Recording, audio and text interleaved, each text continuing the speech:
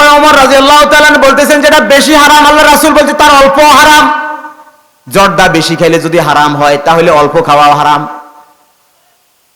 ওমর রাদিয়াল্লাহু তাআলা আনহু জল্লাদকে বললেন, চাবুক নিয়ে আসো, 80 ডোররাও তাকে লাগাও। জান্নাতুল বাকির পাশে একটা খেজুর গাছ আছে, খেজুর গাছের সাথে তাকে বাঁধা হলো। জল্লাদ ভয়ে ভয়ে চাবুক মারতেছেন, বলতেছে ওয়াহিদুন ইসনানি সালাসুন আরবাউন। ওমর রাদিয়াল্লাহু তাআলা আনহু রাগ হয়ে গেলেন, চাবুকটা নিয়ে নিলেন, নিয়ে বলতেছেন হয় নাই। আবার তিনি ওয়াহিদুন বলে দিলেন, চাবুক মার। পাশে থেকে আমর ইবনুল আস বলতেছেন, আমিরুল মুমিনিন এটা তো ওয়াহিদুন না, এটা তো খামসুন হবে, কেননা ইতিপূর্বে 4টা মারা হইল, ইতিপূর্বে তো 4টা জল্লাদে মারছে। ওমর রাদিয়াল্লাহু তাআলা বলতেছে না না, এটা 4টা হয় নাই, এটা একটা হইছে, আগের 4টার মতো হয় নাই। সুবহানাল্লাহ, আগের 4টার মতো হয় নাই। 40 ডোররা মারার পরে সন্তান বেহুশ হয়ে গেল, একটু পরে মারা গেল। ওমর রাদিয়াল্লাহু তাআলা আনহু নিজে সন্তানের গোসল দিলেন, নিজে কবর করলেন, কবরে নিজে নামলেন, পাথর মাটি দিয়ে সন্তানকে চাপা দিলেন। সবাইকে ডেকে বললেন, হে আমার ইমানদার ভাইয়েরা, তোমরা দাঁড়াও। সবাই হতবাক হয়ে গেল। ওমর রাদিয়াল্লাহু তাআলা আনহু এবার আবার জল্লাদকে বললেন, চাবুকটা নিয়ে আসো। ওমর রাদিয়াল্লাহু তাআলা আনহুর কাছে যখন চাবুকটা নিয়ে আসা হলো, ওমর রাদিয়াল্লাহু তাআলা আনহু এবার ওয়াহিদুন ইসনানি সালাসুন আরবাউন খামসুন বলে বলে 40টা বাড়ি আবার কবরের উপরে দিয়ে দিলেন। সুবহানাল্লাহ। দণ্ডিতের সাথে দণ্ডদাতা যদি দণ্ডদাতা কাঁধে যদি সমব্যবহারে সর্বশ্রেষ্ঠ সে বিচার সে থেকে হয়ে আসছে। যাকে দণ্ড দেওয়া হয়েছে সেও কাঁদে, যে দণ্ড দিছে সেও কাঁদে, এই বিচারটা হলো সর্বশ্রেষ্ঠ বিচার, ঠিক কিনা? এটা হলো সর্বশ্রেষ্ঠ বিচার।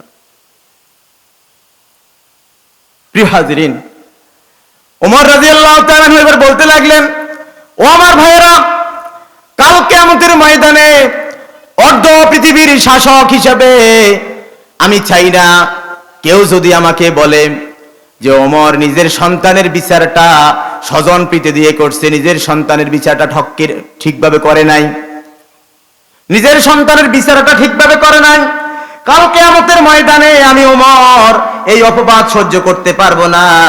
আমি ওমর অবশ্যই হক বিচার করে কালকে ইমামুন আদিলুন হওয়ার জন্য আল্লাহর দরবারে আরজি জ্ঞাপন করব। সুবহানাল্লাহ। এজন্য কবি বলেন, এমন যদি হতো আমার দেশের শাসক হতো, ওমরেরই মতো হতো আবু বকরের মতো। এমন যদি হতো আমার দেশের শাসক হতো, ওমরেরই মতো হতো আবু বকরের মতো। প্রজার দুঃখে তাদের চোখে আসতো না রে ঘুম, দিকে দিকে ছড়িয়ে যেত শান্তি সুখের ধুম। যদি আমার শাসক হতো ওমরেরই মতো হতো আবু বকরের মতো, ঠিক না? ওমরের মতো শাসক দরকার। প্রিয় হাজিরিন, তাহলে আল্লাহ রাব্বুল আলামিন এবার তার হাবিবের মাধ্যমে বলতেছেন, আন আব্দুল্লাহ ইবনে আমর রাদিয়াল্লাহু তাআলা আনহু قال ইন্নাল মুকসিতিনা ইনদাল্লাহি আলা মানাবির মিন নূরিন আল ইয়ামিনির রহমানি। ইন্নাল মুকসিতিনা ইনদাল্লাহি আলা মানাবির মিন নূরিন আল ইয়ামিনির রহমানি আযজা ওয়া জাল্লা ওয়া কিলতা ইয়াদাইহি ইয়ামিনুন আল্লাযীনা ইয়াযিলুনা ফি হুকমিহিম ওয়া আহলিহিম ওয়া মা ওয়ালুহু। রাওয়াহু মুসলিম। আব্দুল্লাহ ইবনে আমর থেকে বর্ণিত একটা হাদিস, মুসলিম শরীফের 4570 নম্বর হাদিস। এই হাদিসের মধ্যে বলেন, যারা সমাজের মধ্যে আমরা বিচার করতে যাই না, সালিশের মধ্যে যাই না, ন্যায় বিচারের জন্য আমরা আগাই না, তাদের জন্য বলতেছে যারা সমাজের মধ্যে সালিশ করে, ন্যায় বিচার করে, তাদের কি উপহার রয়েছে তাদের জন্য। আল্লাহর হাবিব বলতেছেন, ইন্নাল মুকসিতিনা ইনদাল্লাহি আলা মানাবির, নিশ্চয় যারা সমাজের মধ্যে ন্যায় বিচার করবে, রাষ্ট্রের মধ্যে ইনসাফ প্রতিষ্ঠা করবে, আদল প্রতিষ্ঠা করবে, তারা কাল কিয়ামতের ময়দানে তারা নূরের মিম্বারে আরশে আজিমের মধ্যে এক পাশে, আরশে আজিমের এক পাশে নূরের মিম্বারে তারা বসা থাকবে। সুবহানাল্লাহ। তাহলে যারা ন্যায় বিচার করবে তারা কোথায় বসা থাকবে? আলা মানাবিরি মিন নূরিন আন ইয়ামিনির রহমান, আল্লাহ রাব্বুল আলামিনের ডাইন পাশে। আল্লাহ রাব্বুল আলামিনের কোন পাশে? ডাইন পাশে, সোফার মধ্যে নূরের মিম্বারে যারা ন্যায় বিচারক তারা বসে থাকবে। সুবহানাল্লাহ। ন্যায় বিচারক, এই জন্য আল্লাহ রাব্বুল আলামিন অনেকে জ্ঞান দিছে, কিন্তু হিকমত দেয় না, প্রজ্ঞা দেয় না। লা হাসাদা ইল্লা ফিসনাতাইনি রাজুলুন আতাহুল্লাহু মালান ফাসুল্লিতু আলা হালাকাতিহি ওয়া রাজুলুন আতাহুল্লাহুল হিকমা ফাহুয়া ইয়াকদি বিহা ওয়া ইউআল্লিমুহা। এই হাদিসের মধ্যে বলছেন দুই ব্যাপারে ঈর্ষা করা যায়। আল্লাহ যাকে প্রচুর সম্পদ দিছে আর এই সম্পদটা সে ভালো কাজে, নেক কাজে, সমাজের কল্যাণের কাজে খরচ করে, এই লোককে ঈর্ষা করা যাবে। আল্লাহ তাকে আরো বাড়াই দেখ, আল্লাহ আমাকেও দেখ, এই লোকের ব্যাপারে এমন করা যাবে। আরেক ব্যক্তি ওয়ারাজুলুন আতাহুল্লাহুল হিকমাতা, আর আল্লাহ যাকে প্রজ্ঞা দিছে, মানে নলেজ এবং কমন সেন্স, এই দুইটার সমন্বয়।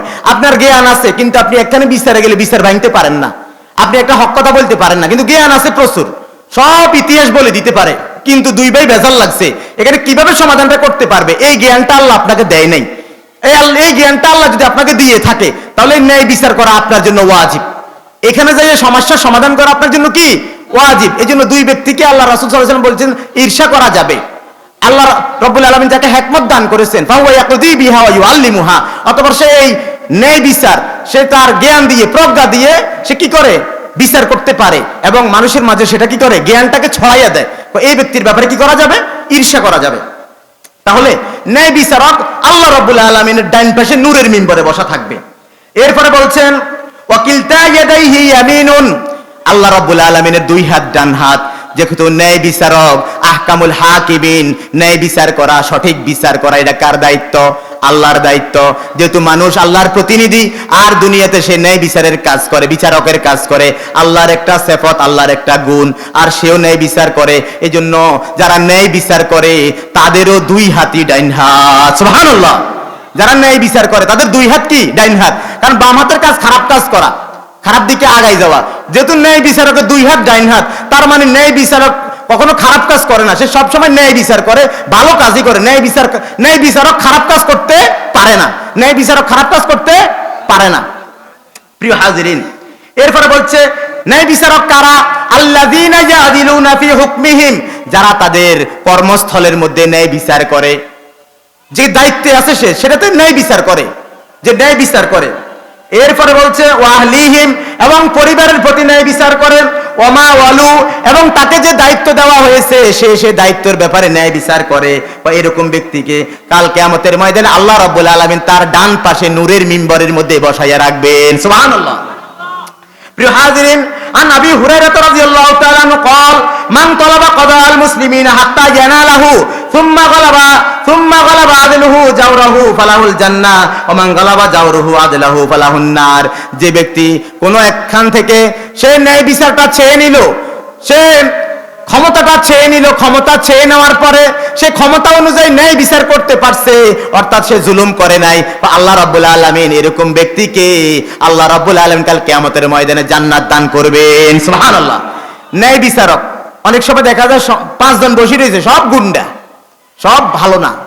আমি নিজেকে ভালো মনে করতেছি, এই জায়গায় ক্ষমতাটা চেয়ে নেওয়া যায়, এই দায়িত্বটা আমারে দেন, মসজিদের এই কাজটা করবেন তো এই দায়িত্বটা আমারে দেন, রাস্তাটা করবেন আমারে দায়িত্বটা দেন, প্রোগ্রাম বাস্তবায়ন করবেন হ্যাঁ আমারে দায়িত্বটা দেন। দায়িত্বটা চেয়ে নিছে, নেওয়ার পরে সে হক কথা বলতে পারছে, হক বিচার করতে পারছে। এরকম দায়িত্ব চেয়ে নেওয়ার পরে যে ব্যক্তি ইনসাফ করতে পারছে আল্লাহ তাকে জান্নাত দিবেন। সুবহানাল্লাহ। আর যে ব্যক্তি দায়িত্ব চেয়ে নেওয়ার পরে ইনসাফ করতে পারে নাই আল্লাহ তাকে জাহান্নাম দিবেন। এটা হচ্ছে আবু দাউদ শরীফের 3537 নম্বর হাদিস। এরপরে হাদিস আন আব্দুল্লাহ ইবনে আবি আওফা রাদিয়াল্লাহু তাআলা আনহু قال ইন্নাল্লাহা মাল কাযী মা লাম ইয়াজুর ফাইজা জারা তাখাল্লা আনহু ওয়া লাজিমাহু শাইতান। যখন কোন মানুষ ন্যায় বিচার করে তখন আল্লাহ রাব্বুল আলামিন সরাসরি তার মধ্যে চলে আসেন। বলেন সুবহানাল্লাহ। কেউ ন্যায় বিচার করলে আল্লাহ তার মধ্যে চলে আসে, আর যখন সে ন্যায় বিচার ছেড়ে দেয়, হক কথা বলে না, হক বিচার করে না, তখন আল্লাহ তার থেকে সরে যান এবং শয়তান তাকে এসে ছিমটি মেরে ধরে। বলেন নাউযুবিল্লাহ। ন্যায় বিচারক যতক্ষণ হক কথা বলবে ততক্ষণ তার সাথে আল্লাহ থাকবে। সুবহানাল্লাহ। এরপরে বলতেছেন আন আব্দুল্লাহ ইবনে বুরাইদা রাদিয়াল্লাহু তাআলা আনহু قال القضاة ثلاثة قاضيان في النار وقاض في الجنة رجل قضى بغير الحق فعلم ذاك فذاك في النار وقاض لا يعلم فأهلك حقوق الناس فهو في النار وقاض قضى بالحق فذلك في الجنة কয় ন্যায় বিচারক তিন ধরনের হয়। বিচারক তিন ধরনের মধ্যে দুই ধরনের বিচারক আছে, তারা জাহান্নামে যাবে। এক ধরনের বিচারক আছে জেনে শুনে অন্যায় বিচার করে, জেনে শুনে অন্যায় রায় দেয়, এ ধরনের বিচারক জাহান্নামে যাবে। দুই নম্বর হলো যারা না জেনে আন্দাজে বিচার করে দিছে, তার ভিতরে বিচার করার জ্ঞান নাই, কিন্তু যাইয়া বড় চেয়ার দখল করছে আর আন্দাজে রায় দিয়া দিছে, বা আন্দাজে রায় দেওয়ার কারণে আল্লাহ তাকে জাহান্নাম দিবে। আরেক ধরনের বিচারক আছে যারা ন্যায় বিচার করে, হক বিচার করে, আল্লাহ রাব্বুল আলামিন তাদেরকে জান্নাত দান করবেন, বলেন সুবহানাল্লাহ।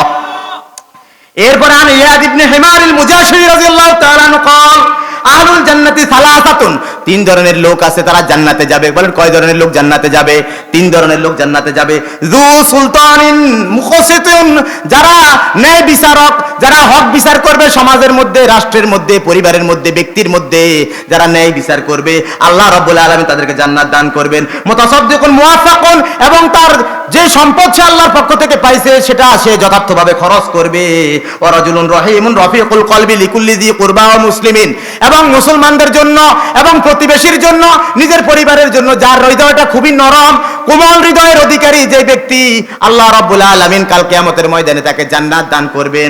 আরেক শ্রেণীর লোক আছে ওয়া আফিফুন মুতাআফিফুন যু ইয়াল, এবং যে ব্যক্তির অনেকগুলা সন্তান আছে, অনেকগুলা সন্তান থাকার পরেও ওই লোকটা কারো কাছে হাত পাতে না, সংসারে অনেক অভাব অনটন, তারপরও কারো কাছে হাত পাতে না। যু ইয়াল মানে অনেক সন্তানের মালিক, কিন্তু তারপরও মুতাআফিফুন, আফিফুন মুতাআফিফুন, এরপরেও সে নীরব থাকে, কারো কাছে হাত পাতে না। এরকম অনেক সন্তানওয়ালা মানুষগুলো অভাবের সময় যারা মানুষের কাছে হাত পাতে না, আল্লাহ রাব্বুল আলামিন তাদেরকে জান্নাতে প্রবেশ করাবেন। সুবহানাল্লাহ। প্রিয় হাজিরিন, এজন্য আল্লাহ রাব্বুল আলামিন বললেন সূরা নাহালের 90 নম্বর আয়াতের মধ্যে বললেন ইন্নাল্লাহা ইয়া'মুরু বিল আদলি ওয়াল ইহসান ওয়া ইতা'i যিল কুরবা ওয়া ইয়ানহা আনিল ফাহশাই ওয়াল মুনকারি ওয়াল বাগ। আল্লাহ রাব্বুল আলামিন তোমাদেরকে আদেশ করতেছেন, সমাজের যেখানে ভেজাল আছে ভেজাল ভাঙতে দৌড় দাও, সমাজে যেখানে অবিচার আছে সেখানে বিচার করার জন্য যাও, সমাজে যেখানে জুলুম আছে সেখানে প্রতিহত করার জন্য যাও, সমাজে যেখানে অন্যায়